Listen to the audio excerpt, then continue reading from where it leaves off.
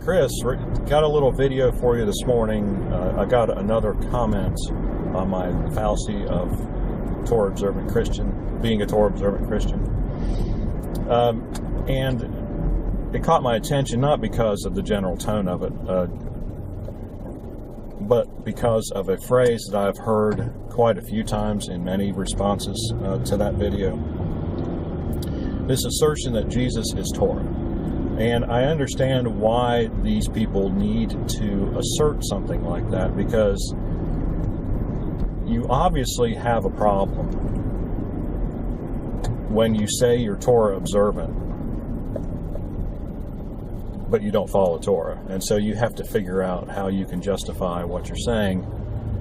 And so saying that Jesus is Torah seems to, just like take care of all the issues you might have, because what you're saying is that, ever since from before the foundation of the world, Torah, if Jesus is Torah, then Jesus has always been Torah, Jesus always will be Torah. Torah is the be all and end all of God's revelation to man, and so that takes care of everything in your theological viewpoint, that is, if you believe that, but if you want to be Torah observant, that is. But the only problem is that, and I'm just going to give one example this morning about why Jesus isn't Torah.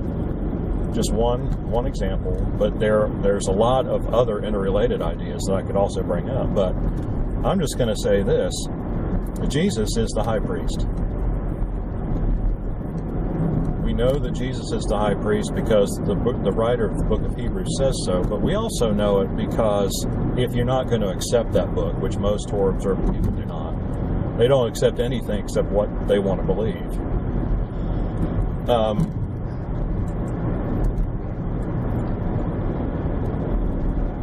Even if you're Torah observant, you accept, I'm sure, that Jesus is the perfect sacrifice.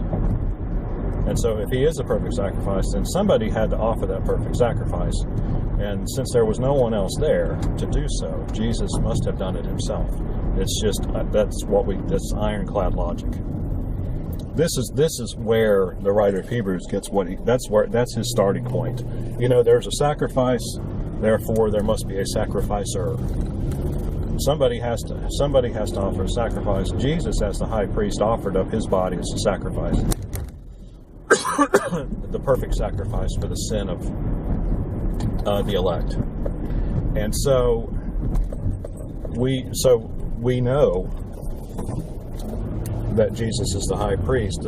Now, what is the problem with, in terms of being Torah observant, what's the problem with Jesus being the high priest? Well, the problem is that Torah clearly says that a high priest has to be a descendant of Aaron, part of the tribe of Levi. He has to be. You're not allowed to have a high priest from another tribe. And yet here's Jesus from the tribe of Judah. He's not from the lineage of Aaron. He's from the lineage of David, but he's from the lineage of Judah, right? Not of Levi.